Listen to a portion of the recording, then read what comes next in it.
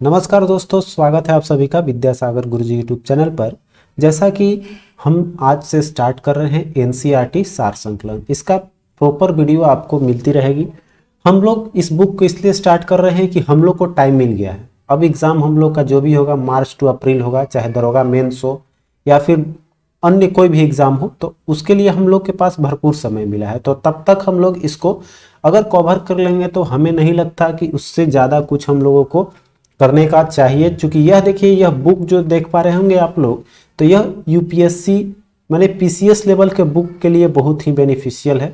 उसके अलावा देखेंगे तो जैसे अभी दरोगा मेंस के जो लोग तैयारी कर रहे हैं, मेंस का मैं अभी आपके लिए लेकर आ रहा हूं आप सभी को। दरोगा मेंस जो है उसका टेस्ट सीरीज स्टार्ट करने वाला हूं, उसका भी वीडियो आपको मिल जाएगी आजकल में। तो वो भी सेट आपका चलेगा, उसमें हिंदी और सामान्य अध्ययन की अलग अलग सेट कराएंगे। और इसके लिए हम लोग तैयार हो रहे हैं कि आगामी एग्जाम में अगर कुछ भी ज़्यादा आए तो हम लोग उसको आसानी से कवर कर सकते हैं। यह देखिए वन लाइनर होगा और यह डॉक्टर मनीष रंजन द्वारा लिखित यह पुस्तक है। तो हम लोग आज से स्टार्ट करेंगे। भाग 1 इतिहास है आपका, ठीक है। हिस्ट्री से स्टार्ट कर रहे हैं। हिस्ट्री में आपका आ जाएगा प्राचीन भारत, ठीक है। प्राचीन भारत के इतिहास से हम लोग स्टार्ट करेंगे इस बुक का। तो यहाँ पर देखेंगे हम लोग का कोई भी, देखिए एक चीज समझिए कि हमको कोई भी चीज को समझने के लिए, ठीक है, भारतीय इतिहास के स्रोत या यहाँ पर स्रोत अगर हम इतिहास की छोड़ दें या फिर किसी भी पृष्ठभूमि को अगर हमें समझना हो तो वहाँ पर ऐतिहासिक स्रोत जो है बहुत महत्वपूर्ण होते हैं। उसमें जैसे कि किसी राइटर द्वारा लिखा गया पुस्तक हो, किसी धर्म का पुस्तक हो, कोई शिलालेख हो, कोई अभिलेख हो, कोई मुद्रा हो, ये सब क्या साक्ष्य आपको मिलते हैं कि वो इतिहास किस तरह से थी।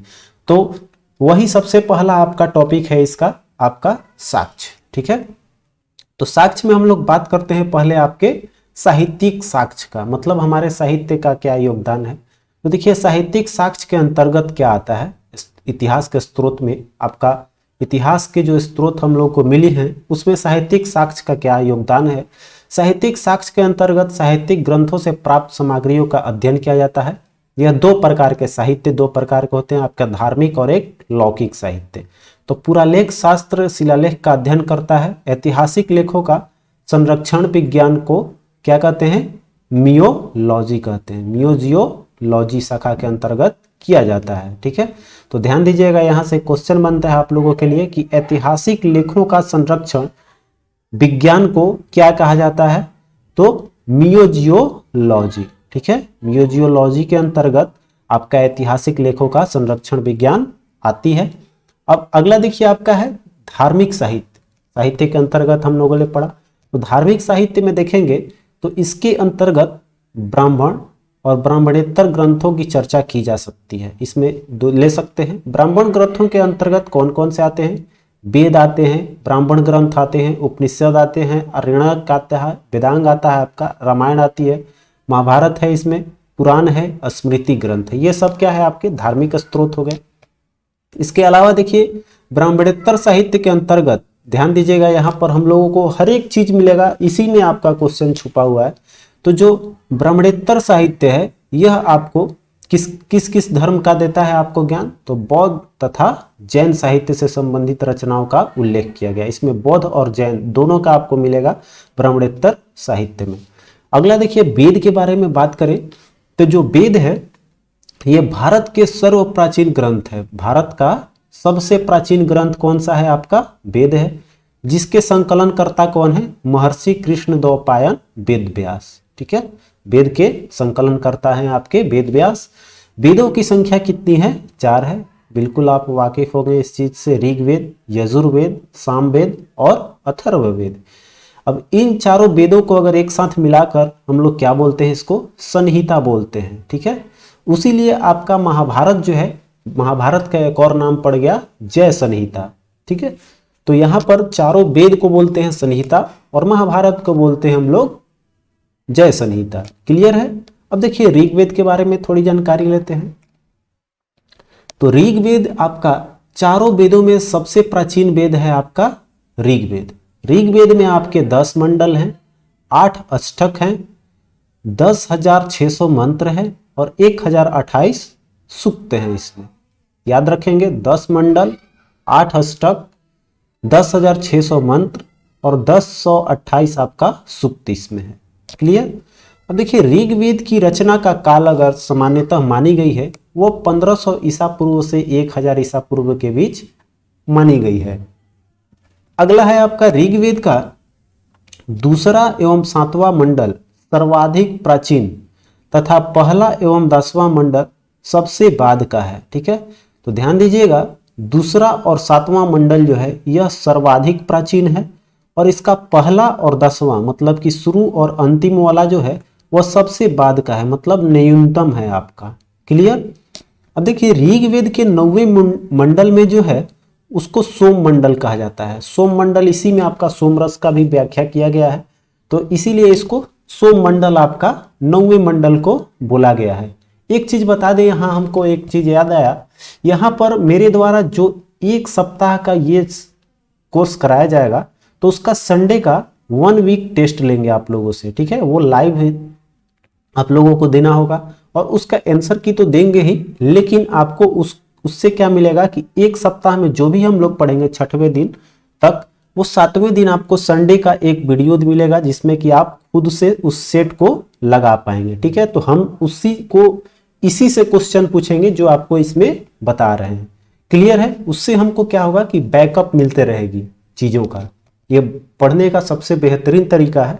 तो ये चीज भी हम आप लोगों के लिए करेंगे, बस आप लोग सपोर्ट करते रहिए। चैनल पर नए हैं तो चैनल को सब्सक्राइब कर लीजिएगा। आगे देखिए आपका है, अब देखिए ऋग्वेद का मान्य 5 शाखाएं हैं। ठीक है, मान्य योग कितनी शाखाएं मानी गई है? 5।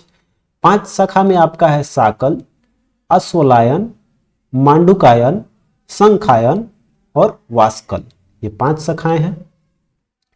अगला है आपका ऋग्वेद के 10वें मंडल में पुरुष सूक्त में सर्वप्रथम वर्ण व्यवस्था का उल्लेख किया गया है। ठीक है, जो वर्ण व्यवस्था है आपका, ये आपका वर्ण का वर्णन किसमें किया गया है?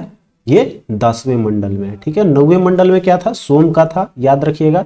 9वें मंडल में आपका सोम है, 10वें मंडल में आपका वर्ण व्यवस्था है।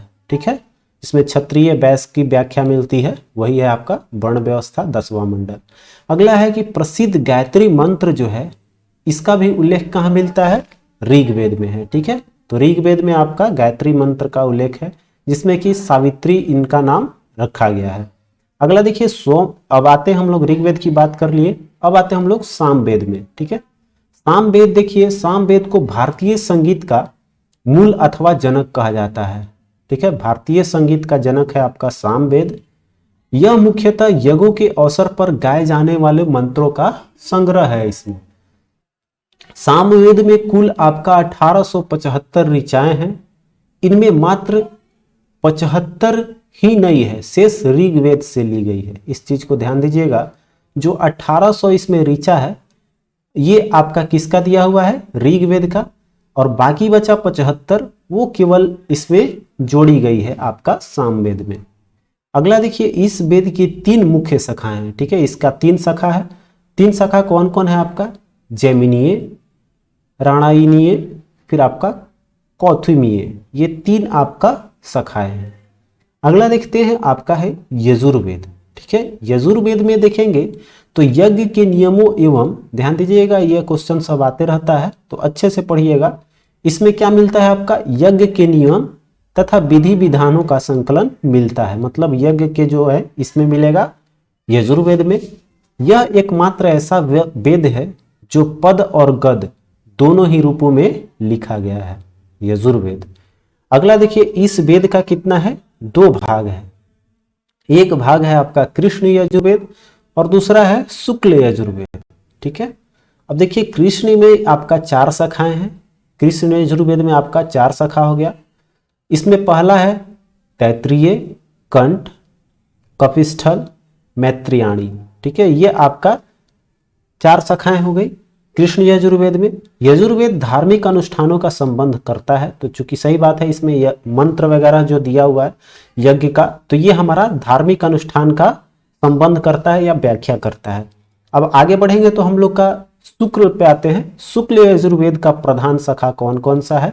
तो ये आपका माध्यान्ह दिन और कांडव, ये आपका 2 शाखाएं हैं। कौन कौन? माध्यान्ह दिन और आपका कांडव, यह शुक्ल यजुर्वेद का हो गया। कृष्ण यजुर्वेद और शुक्ल यजुर्वेद आपको मिलाकर कुल 6 शाखाएं इसमें देखने को मिलती है यजुर्वेद का।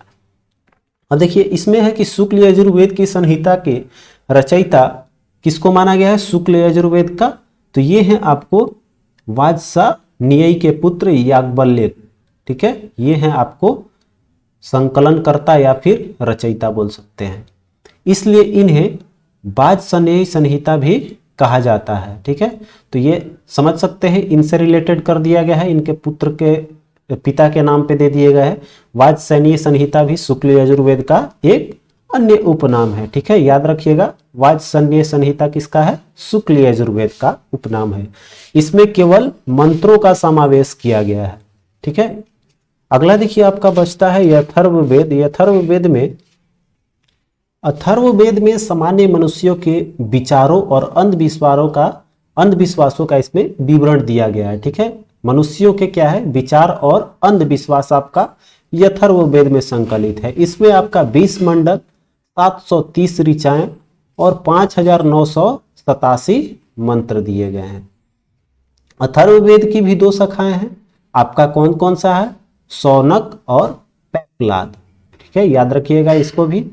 अगला देखिए उपनिषद क्या है। अब तो हम लोग चारों वेद के बारे में पढ़ लिए, तो उपनिषद के बारे में, आरण्यक और ये सब जो है वेदांग के बारे में हम लोग आगे देखते हैं। तो उपनिषद क्या है, उपनिषद का शाब्दिक अर्थ है समीप बैठना, ठीक है। उपनिषद का शाब्दिक अर्थ होता है समीप बैठना। इसमें आत्मा, परमात्मा एवं संसार के संदर्भ में प्रचलित दार्शनिक विचारों का संग्रह है। इसमें क्या क्या है, इसमें उपनिषदों में आत्मा, परमात्मा और संसार के संदर्भ में प्रचलित दार्शनिक विचार का इसमें संग्रह किया गया है। अगला देखिए कह रहा है कि उपनिषद वेदों का अंतिम भाग है। वेद का अंतिम भाग कौन सा होता है, उपनिषद, इस चीज का ध्यान रखेंगे। इसे वेदांत भी बोला गया है, वेद के अंत, वेद अंत मतलब कि वेद का अंतिम भाग आपका वेदांत भी, इसीलिए इसका नाम पड़ा है। अब देखिए इस तरह उपनिषदों की कुल संख्या कितनी है, 108 है। प्रमुख उपनिषद कौन कौन से हैं, तो यहां पर ईश, कंठ, केन, मुंडक, मांडुक्य, प्रश्न, ऐत्र, फिर आपका तैत्तिरीय, छंदोग्य, बृहदारण्यक, श्वेताश्वर, तर, फिर आपका कौशितिकी और फिर मैत्राणी। ये आपका ये जो है प्रमुख उपनिषदों की नाम दिए गए हैं। अगला है कि प्रसिद्ध राष्ट्रीय वाक्य जो है, यह जो वाक्य है सत्यमेव जयते, आपका लिया गया है किससे, तो ये है मुंडकोपनिषद से, ठीक है, ये आपका मुंडकोपनिषद से लिया गया है। उसी तरह से आगे बढ़िए, आपका है आरण्यक। अब आरण्यक के बारे में देखेंगे तो यह ब्राह्मण ग्रंथों का अंतिम भाग है, ठीक है, यह अंतिम भाग किसका है, ब्राह्मण ग्रंथ का। इसमें दार्शनिक और रहस्यात्मक विषयों का वर्णन मिलेगा। इसकी रचना वनों में पढ़ाए जाने के निमित्त की गई है। ये जो नियम बनाया गया है यह वनों में पढ़ाए जाने का, इसमें जो इसकी रचना है वो कहाँ पढ़ाए जाते हैं, वन में। तो इसमें देखेंगे आपका प्रमुख आरण्य कौन कौन से हैं, ऐत्रेय, संखायन, तैत्तिरीय, बृहदारण्यक, जैमिनी और तौलकार, ये आपका प्रमुख आरण्यक है। और वेदांग अब है आपका, तो वेदांग आपको बोलते हैं कि वेदों की भली भांति समझने के लिए आपका 6 वेदांगों की रचना की गई है। 6 वेदांग आपका कौन कौन सा है, यहाँ पर आप कुछ लोगों को पता होगा। तो 6 वेदांग जो हैं, 6 वेदांग में आपका आता है व्याकरण, छंद, निरुक्त, ये सब 6 चीजें हैं। तो आगे हो सकता है मिले, आइए देखते हैं आगे क्या क्या दिया हुआ है। तो आगे बढ़ेंगे तो वेदों के शुद्ध उच्चारण यज्ञादि करने में सहायक थे। वेदों का शुद्ध उच्चारण करने के लिए ही आपका वेदांग बनाया गया है। अगला है कि पुराण, देखिए पुराणों की संख्या कितनी है, 18 है। रामायण के बारे में बात करेंगे तो यह आदि काव्य है। इसकी रचना 2री शताब्दी के आसपास संस्कृत भाषा में वाल्मीकि द्वारा की गई थी। प्रारंभ में इसमें 6000 श्लोक थे, जो कालांतर में आपका इसका 4 गुना हो गया है। 4 गुना जोड़ देंगे 24,000 हो गई है। इसे चतुर्विंशति सहस्त्री संहिता भी कहा जाता है, ठीक है, ध्यान दीजिएगा। इसका उपनाम क्या है, चतुर्विंशति विस्तृत सहस्त्री संहिता, किसका नाम है? रामायण का। आगे देखिए महाभारत जो है, महाभारत इस महाकाव्य की रचना 4वीं शताब्दी के आसपास महर्षि व्यास द्वारा की गई थी। प्रारंभ में इसमें कितने थे? 8800 श्लोक थे, जिसे जय संहिता भी कहा जाता है। तो ये है आपका उपनाम जय संहिता महाभारत का। और अब इसमें श्लोकों की संख्या 24,000 हो गई है। तो महाभारत और रामायण दोनों की संख्या ये सेम है और इसे जो है भारत कहा जाने लगा। कालांतर में इसमें श्लोकों की संख्या 1 लाख हो जाने पर इसका नाम रख दिया गया। देखिए इससे भी ज्यादा हो गया, आपका 1 लाख हो गया है अब चूंकि इसमें, तो इसीलिए इसका नाम पड़ गया महाभारत या सहस्त्री संहिता भी इसको कहा जाता है। ठीक है, मतलब कि 1 लाख से ज्यादा इसमें होने के कारण सतसहस्त्री संहिता भी नाम रख दिया गया आपका। महाभारत का प्रारंभिक उल्लेख मिलता है आपका, ये है आपका अश्वलायन गृह सूत्र में इसका प्रारंभिक उल्लेख मिलता है। अब देखिए सूत्र के बारे में बात करते हैं। तो सूत्र में आपका है कि इस साहित्य की रचना ईसा पूर्व 6वीं शताब्दी के आसपास की गई थी। सूत्र ग्रंथों को कल्प भी कहा जाता है। कल्प और सूत्र एक ही होते हैं। कल्प सूत्र अब देखा जाए तो ऐसे सूत्र जिनमें नियमों एवं विधियों का प्रतिपादन किया जाता है उसे कल्प सूत्र कहलाते हैं या कहे जाते हैं। अब देखिए आते हैं हम लोग, ये तो हो गया हमारा प्राचीन साहित्य। अब इसके बीच में देखिए आपका जो 600 ईसा पूर्व से 300 ईसा पूर्व के बीच में रचित की गई है साहित्य, उसका हमारे इतिहास में क्या महत्व है, क्या क्या जानकारियां मिलती है, वो कौन कौन से साहित्य हैं वो देखते हैं हम लोग। तो यहाँ पर है आपका स्रोत सूत्र। तो ये देखेंगे स्रोत सूत्र, इसमें वेदों में वर्णित यज्ञ भागों का क्रमबद्ध विवरण मिलेगा। उस काल की परंपराओं और धार्मिक रूढ़ियों का ज्ञान। ऋग्वेद के 2 स्रोत सूत्र हैं आपके, एक है आपका अश्वलायन और दूसरा है आपका सांख्यायन। यह देखिए आपका हो गया। यजुर्वेद के आगे बढ़ेंगे तो यजुर्वेद के कात्यायन, फिर आपका अपस्तंभ और हिरण्यकेशी, वैधायन, भारद्वाज, वैखानस, सामवेद के लाटयायन, द्राहयन और आर्ष्य तथा यथर्ववेद के बैतान से मिलती है। ये जो देखेंगे आपका, ये जितनी भी इस समय की जानकारियां हैं वो इन सभी चीजों में आपको मिलेगी। अब देखिए आपका गृहार्थ सूत्र क्या है? तो गृहार्थ ये आपका है गृहस्थ आश्रम से संबंध धार्मिक अनुष्ठान जो है, ये आपका गृहस्थ सूत्र में दिया गया है। संबंधित प्रमुख गृह सूत्र सांख्यायन, अश्वलायन, बोधायन, आपका अपस्तंभ, फिर आपका हिरण्यकेशी, भारद्वाज, पराशर, गोभिल, खादिर एवं कौशिक, इन सभी चीजों में इसकी वर्णन है। आगे देखिए आपका, आगे बढ़ते हैं तो हम लोग का आता है अब धर्म सूत्र। ठीक है, धर्म सूत्र के बारे में देखते हैं। तो धर्म सूत्र में है आपका कि धर्म सूत्रों में वर्णबद्ध राजा के, इसमें क्या है, धर्म सूत्र में आपका वर्ण धर्म है, राज्य के कर्तव्य, राजा के कर्तव्य है। फिर आपका इसमें प्रायश्चित का विधान दिया गया है, न्यायालयों की स्थापना की गई है, काराधान, वियोग नियम, गृहस्थ कर्तव्यों का विवरण आदि सब है आपका धर्म सूत्र में। प्रमुख धर्म सूत्र के अंतर्गत किसको किसको रखा गया है? तो ये है आपका वशिष्ठ, हारित, अपस्तंभ, बोधायन, गौतम आदि, ये सब आपके धर्म सूत्र हैं। धर्म सूत्रों को ही कालांतर में आपका स्मृति ग्रंथों का विकास माना जाता है, इसी से किया गया है। अगला है आपका सुलभ सूत्र। सुलभ सूत्र का, इसका सुलभ का तात्पर्य होता है नापने की डोरी। तो इसमें यज्ञ की वेदियों को नापने, स्थान चयन और निर्माण आदि का वर्णन मिलता है सुलभ सूत्र के अंतर्गत। ये आर्यों की ज्यामितीय ज्ञान का परिचायक भी माना गया है सुलभ सूत्र। तो इस चीज को ध्यान दीजिएगा, ज्यामिति का ज्ञान कहां से मिलती है? सुलभ सूत्र से। अब देखिए आपका षट दर्शन क्या है? तो षट दर्शन जो है उपनिषदों के दर्शन को भारतीयों ने 6 भागों में विभाजित किया, उसी का नाम 6 के चलते इसका नाम पड़ गया आपका षट दर्शन कहा जाता है। इसमें आत्मा, परमात्मा, जीवन और मृत्यु से संबंधित विचारों का वर्णन है। ये देखिए आपका कौन कौन सा है? मीमांसा, वेदांत, न्याय, योग, सांख्य और वैशेषिक, ये सब आपका षट दर्शन के अंतर्गत आते हैं।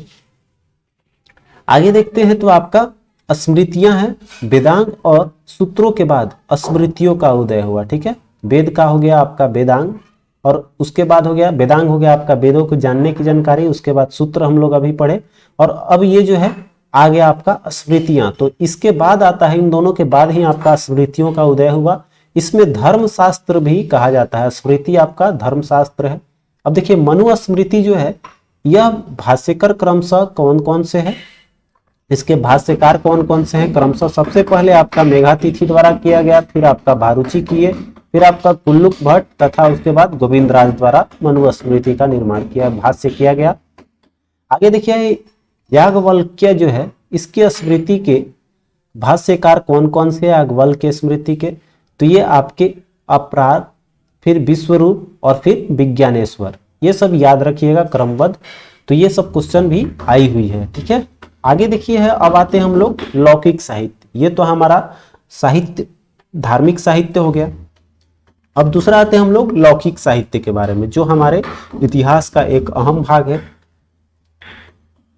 अब देखिए लौकिक साहित्य के अंतर्गत ऐतिहासिक एवं अर्ध ऐतिहासिक ग्रंथों तथा जीवनियों का उल्लेख किया जाता है। इसमें जीवनी भी है, लौकिक साहित्य के अंतर्गत आपका जीवनी भी आता है, और साहित्यिक इसमें भी आएगा, और अर्ध साहित्यिक भी इसी के अंतर्गत लिया गया है। अब है जिनसे भारतीय साहित्य को जानने में काफी मदद मिलती है, जीवनी से भी हम लोग को मिलती है कि उस समय क्या व्यवस्था थी, तो जीवनी भी आपका इसमें लौकिक साहित्य के अंतर्गत आएगी। अब देखिए कौटिल्य या चाणक्य द्वारा रचित कौन सा पुस्तक है, अर्थशास्त्र। अर्थशास्त्र से आपका क्या मिलता है, तो मौर्यकालीन इतिहास एवं शासन व्यवस्था की जानकारी प्राप्त होती है। ठीक है, ये सब ध्यान से पढ़ना है, यही सब क्वेश्चन आपको आती है, तो यही सबसे हम लोग को ये सब ध्यान में रखते हुए चलना है। और ये आपको वीकली टेस्ट देना होगा, जिसमें आपका लगभग 100 क्वेश्चन का हम एक सेट बनाएंगे।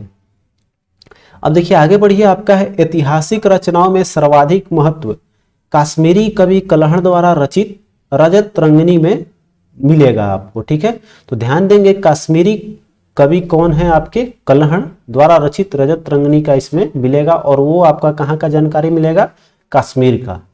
आगे देखिए अर्ध ऐतिहासिक रचनाओं में पाणिनि का कौन कौन सा है, तो अष्टाध्यायी है, फिर आपका कात्यायन की वर्तिका है, और फिर आपका गर्गी संहिता, ये दोनों है किसका, कात्यायन का, वर्तिका और गार्गी संहिता। फिर आपका देखिए पतंजलि का है महाभाष्य, फिर विशाख दत्त का है मुद्रा राक्षस, और कालिदास का है आपका मालविकाग्नि मित्रम। ये सब क्या है आपका अर्ध ऐतिहासिक रचनाएं हैं। अगला है गर्गी संहिता के बारे में देखिए दिया हुआ है कि गर्गी संहिता क्या है, एक ज्योतिष ग्रंथ है, तथापि इसमें भारत पर होने वाले यवन आक्रमणों का भी उल्लेख मिलता है गर्गी संहिता में। ठीक है, यवन आक्रमणकारियों का उल्लेख किसमें है, गर्गी संहिता में है, जो एक ज्योतिष ग्रंथ भी है।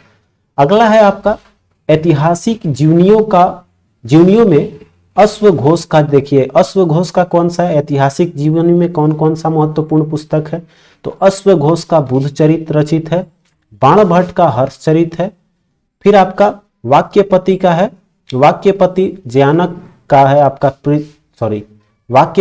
ये है आपका वाक्यपति राज का है गोंडवाहो, फिर बिल्हण का है विक्रमांक देवचरित, फिर आपका पद्मगुप्त का है नौ सहसांकत चरित, फिर आपका जयांक का पृथ्वी राज विजय। ये सब आपका ऐतिहासिक जीवन का इसमें वर्णन मिलेगी। तो ये सब पुस्तकें जो है अश्वघोष का है बुधचरित, बाणभट्ट का है हर्षचरित, फिर आपका वाक्पति राज का है गोंडवाहो, बिल्हण का है विक्रमांक देवचरित, फिर आपका पद्मगुप्त का है नौ साहसांक चरित, ये आपका, और अंतिम में है आपका जयांकृत का पृथ्वीराज विजय।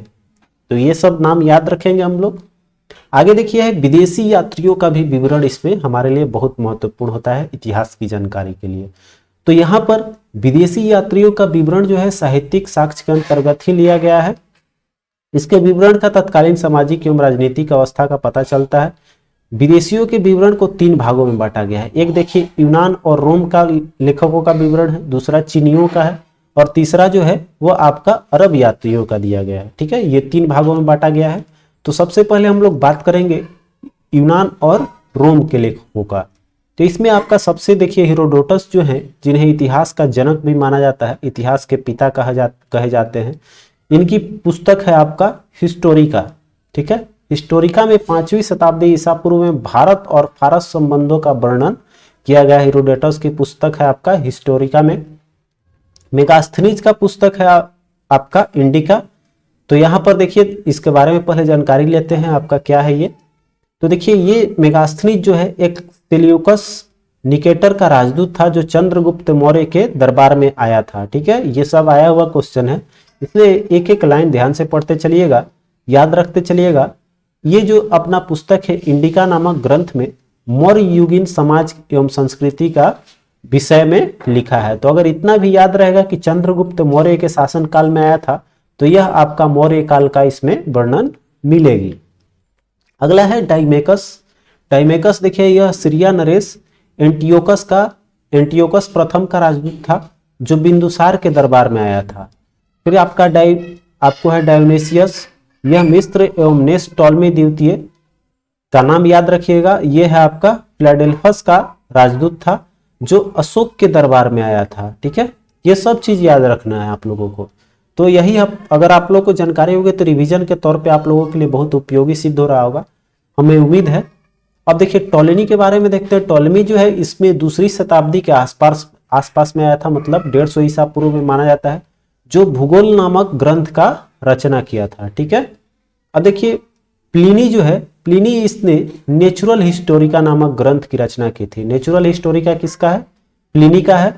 रचना प्रथम शताब्दी ईस्वी में की थी। इसमें भारतीय पशुओं, पेड़ पौधों, खनिज पदार्थों इत्यादि का विवरण दिया गया है। ठीक है, इसमें पूरे भारतीय संरचना का दिया गया है, जैसे कि खनिज पदार्थ है, पेड़ पौधा है, ये सब आपका मतलब नेचुरली दिया गया है, इसलिए नेचुरल हिस्टोरिका इसका नाम रखा गया है। अब आते हैं दूसरे भाग पे हम लोग। पहला हम लोगों ने पढ़ लिया, अब आते हैं चीनी यात्रियों के बारे में देखते हैं। तो चीनी यात्रियों में आपका फाहियान, सुंगयुंग, वेनसांग और इत्सिंग ये महत्वपूर्ण लेखक हैं जो भारतीय इतिहास के पुनर्निर्माण से विशेष उपयोग रहे हैं। अब देखिए फाहियान के बारे में थोड़ी जानकारी। यह जो है गुप्त नरेश चंद्रगुप्त विक्रमादित्य, जिसका शासनकाल 375 से 415 हो गया, के समय भारत आया था। इसने अपने विवरण में मध्य प्रदेश के समाज एवं संस्कृति का वर्णन किया है। ध्यान देंगे कहाँ का है इसमें, फाहियान का मध्य प्रदेश के समाज का संस्कृति दिया गया है। मध्य देश का जो है, सॉरी मध्य प्रदेश बोल रहे, मध्य देश है। मध्य देश की जनता को सुखी एवं समृद्ध बताया गया है। फाहियान आपका भारत में कुल 12 वर्षों तक रहा था।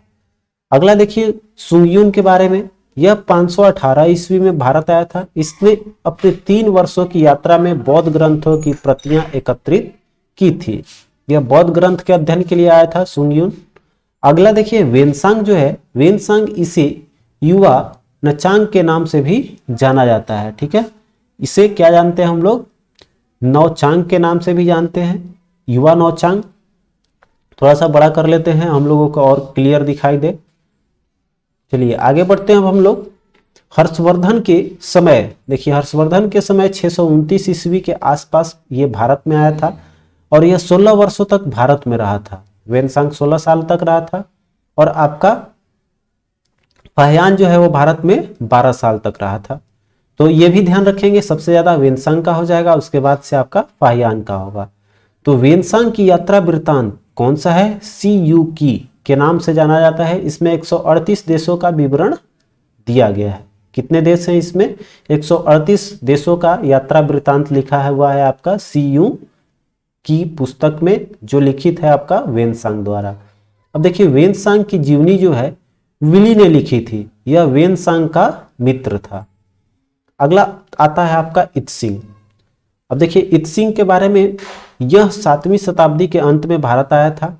वह अपने विवरण में नालंदा विश्वविद्यालय, विक्रमशिला विश्वविद्यालय का अतिरिक्त अपने समय की भारतीय दशाओं का वर्णन किया है।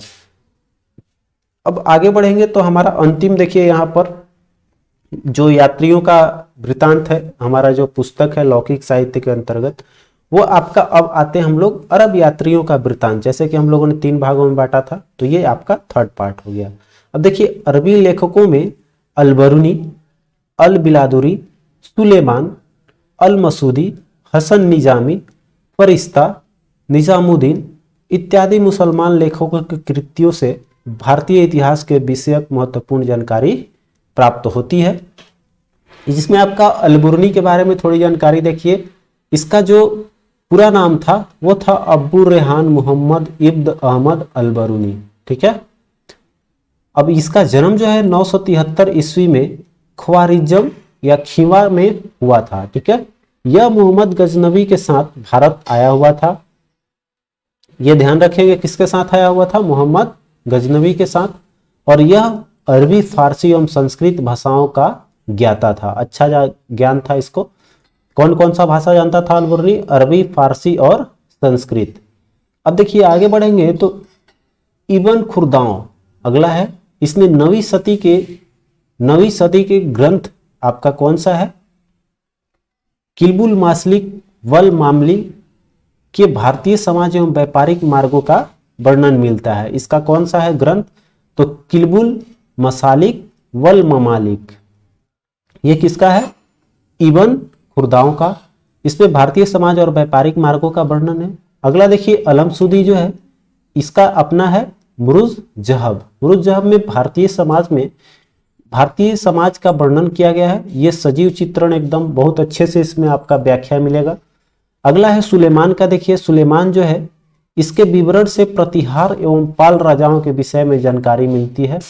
और फिर आपका मीर मोहम्मद मासूम के इसका है तारीख हिंद से सिंध देश के इतिहास तथा मोहम्मद बिन कासिम की सफलताओं की जानकारी मिलती है। तो तारीख हिंद हो गया आपका मीर मोहम्मद मासूम का।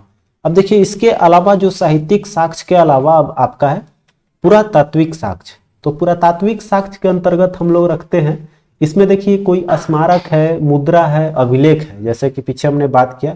तो ये भी हमारे भारतीय इतिहास को जानने में बहुत काफी मदद करते हैं। जिसके अंतर्गत हम लोग पहले पढ़ते हैं अभिलेखों का। तो अभिलेख में देखिए आपका पाषाण शिलाओं, स्तंभों, दीवारों, मुद्राओं एवं ताम्र पत्रों पर उत्कृष्ट किए जाते थे वो अभिलेख बोले जाते हैं। ठीक है। अब अभिलेखों का अध्ययन जो है उसको बोलते हैं हम लोग पुरालेख शास्त्र। सबसे प्राचीन अभिलेख मध्य एशिया के बोगजकोई से प्राप्त अभिलेख है। ये क्वेश्चन आया हुआ है। सबसे प्राचीन अभिलेख कौन सा है? तो बोगाजकोई का है। जिसमें क्या है कि नरेश सिबुलिमा तथा मितनी नरेश मतियुजा के बीच संधि का उल्लेख मिलेगा। बोगाजकोई अभिलेख देखिए इसको एशिया माइनर प्रांत से पाया गया है। यह 1400 ईसा पूर्व का अभिलेख है। इसमें वैदिक देवता देखिए क्वेश्चन आया हुआ है। किसका किसका वर्णन है? मैंने प्रैक्टिस सेट कराया हुआ है इसका भी। तो इंद्र, मित्र, वरुण और नासत्ती ये जो है आपको इन देवताओं का वर्णन है बोगाजकोई अभिलेख में। अगला देखते हैं आपका है महत्वपूर्ण अभिलेख। इसके अंतर्गत देखिए आपका है हाथी गुफा अभिलेख जो है ये तिथि का कब का है नहीं जानकारी चलता है, लेकिन इसमें आपका कलिंग राज खारवेल का इसमें वर्णन किया गया है। जूनागढ़ या गिरनार अभिलेख भी इसको बोलते हैं। यह आपका रुद्रदामन का इसमें व्याख्या मिलता है और इसमें इसके बारे देखिए ये समर्पित है रुद्रदामन का। और इसमें आपका सुदर्शन झील के बारे में भी जानकारी दी गई है। नासिक अभिलेख से पता लगता है आपका गौतमी बालश्री का जो सतवाहनों की उपलब्धियों का इसमें वर्णन है। प्रयाग स्तंभ अभिलेख आपका समुद्रगुप्त का हो जाएगा। इसमें दिग्विजयों की जानकारी मिलती है। आगे बढ़ेंगे तो आपका थोड़ा सा इसको हम लोग देखते हैं अच्छे से। तो ये है आपका एहोल अभिलेख आपका आ गया। एहोल अभिलेख आपका पुलकेशिन द्वितीय का है। फिर देखिए आपका है मंदसौर अभिलेख, ये मालवा नरेश यशोवर्मन का है। ग्वालियर अभिलेख प्रतिहार नरेश भोज का दिया हुआ है, समर्पित है। फिर भीतरी जूनागढ़ का जो अभिलेख है ये स्कंद गुप्त का है, जिसमें कि हुणों पर विजय का वर्णन मिलता है या विवरण प्राप्त होती है। अगला है देवपाड़ा अभिलेख, यह बंगाल शासक विजय सेन का है। फिर आपका बांसखेड़ा और मधुबन जो है ये अभिलेख हर्षवर्धन की उपलब्धियों पर यह प्रकाश डालता है। आगे देखिए आपका बालघाट कार्ले अभिलेख जो है ये सतवाहनों की उपलब्धियों का वर्णन है इसमें। फिर आपका है अयोध्या अभिलेख। अयोध्या अभिलेख में आपका शुंगों की उपलब्धियों का वर्णन है। भरहुत अभिलेख में आपका शुंग नरेण शब्द खुदे हुए शुंगों द्वारा निर्मित है। और एरण अभिलेख जो है ये भानुगुप्त का है। ठीक है, तो ये हमारा पूरे अभिलेख हो लेख या शिलालेख अभिलेख हो गए। अब उसके अलावा देखिए आपका है कह रहा है कि भागवत धर्म विकसित होने का प्रमाण यवन राजपूत हिलियोडोरस के वेसनर या फिर आपका वेसनगर जो है विदिशा, इसका नाम है विदिशा भी, गरुड़ स्तंभ लेख से प्राप्त होता है। कौन सा स्तंभ है? गरुड़ स्तंभ लेख में आपका कौन सा है? तो यहां पर भगवत धर्म के विकसित होने का प्रमाण है किसमें? गरुड़ स्तंभ लेख में। अब देखिए यहां पर सर्वप्रथम भारतवर्ष शब्द का उल्लेख कहां है? भारतवर्ष शब्द का उल्लेख कलिंग नरेश खारवेल के जो है, खारवेल वाला हम लोग हाथी गुफा जो अभिलेख ऊपर में देखे थे उसमें आपका भारतवर्ष शब्द का उल्लेख मिलेगी। अब आगे देखेंगे तो आपका है सर्वप्रथम दुर्भिक्ष की जानकारी देने वाला अभिलेख है, वो है आपका सोहगारा अभिलेख। सर्वप्रथम भारत पर होने वाले हुंड आक्रमण की जानकारी स्कंद गुप्त की भीतरी स्तंभ लेख से मिलती है, ऊपर जैसे कि हम लोगों ने पढ़ा। सती प्रथा का पहला साक्ष्य 510 ईस्वी के एरण अभिलेख से मिलता है। सती प्रथा का कहां से मिलेगा? आपका एरण अभिलेख या सेनापति भानुगुप्त का जो था समर्पित, यह आपका सती प्रथा का इसमें भी वर्णन मिलेगी। अगला देखिए रेशम बुनकर की श्रेणी की जानकारी मंदसौर अभिलेख से प्राप्त होती है। आगे बात करते हैं हम लोग अब मुद्रा की। जैसे कि मुद्रा भी हमारा एक अहम भाग है इतिहास का, तो मुद्रा के बारे में देखेंगे तो भारत में सिक्कों की प्राप्ति 8वीं शताब्दी ईस्वी से होती है, लेकिन प्राचीनतम सिक्कों को आहत कहा गया है। ये तो क्लियर है, प्राचीनतम सिक्का जो होती है सिक्कों को क्या बोला जाता है था? आहत। देखिए आगे बढ़ते हैं तो हमारा साहित्यिक ग्रंथों में इन्हें आपका कारसापण, पुराण, धरण, शतमान आदि नामों से भी जाना गया है सिक्कों को। अब देखिए आहत सिक्के अधिकांशतः किसके हुआ करते थे? चांदी के, जिन पर विविध आकृतियां अंकित होती थी। अब सिक्कों के लेख लिखवाने का कार्य सर्वप्रथम यवन शासकों ने किया था। प्राचीन भारत के गणराज्य को अस्तित्व मुद्राओं से ही प्रमाणित होता है। और कनिष्क के, फिर आगे देखेंगे, यहां देखिए आपको थोड़ा नहीं दिख रहा होगा तो ये आपका है, अब क्लियर दिख रहा है। कनिष्क के सिक्कों से हमें उसके बौद्ध धर्म के अनुयायी होने का पता चलता है। ठीक है, ये बौद्ध धर्म को समर्पित थे। ये किससे पता लगता है? तो इनके सिक्के द्वारा ही जानकारी मिलती है ये चीज। तो ये है मेरा अभिलेखीय साक्ष्य, साहित्यिक या फिर आपका जितने भी मुद्रा या फिर अभिलेख, अभी हम लोगों ने जितनी पुस्तकें रचित देखी वो सब क्या है आपका, जितने भागों में हम लोगों ने पढ़ा, ये हमारा इतिहास का स्रोत है जिसके माध्यम से हमें इतिहास की पृष्ठभूमि मिलती है। फिर हम लोग मिलते हैं कल आपका एक नए बिंदु के साथ, नए टॉपिक के साथ आपके सामने। यह वीडियो आपको कैसा लगा जरूर बताइएगा। वीडियो को लाइक कर दीजिएगा, दोस्तों के साथ शेयर कर लीजिएगा, और कैसा लगा ताकि हमको और भी आगे पता चले कि इस पे और काम करना चाहिए या फिर नहीं, तो ये आप पे डिपेंड करता है। मैं यहाँ आपको कंटेंट अच्छे देने की कोशिश करूंगा, तो चैनल पे बने रहें। मिलते हैं फिर अगले वीडियो में, तब तक आप अपना ख्याल रखें। जय हिंद।